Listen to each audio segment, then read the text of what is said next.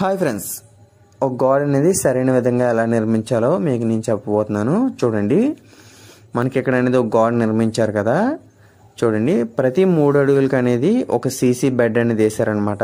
మనకి ప్రతి 3 అడుగులకి మన గోడకు కావాల్సిన మెటీరియల్స్ ఏంటంటే బ్రిక్స్ కావాలండి, మనకి శాండ్ కావాలి, సిమెంట్ కావాలి, సీసీ బెడ్ వేయడానికి అగ్రిగేట్స్ కావాలి, మనకి అలాగే స్టీల్ బార్స్ కూడా కావాలి.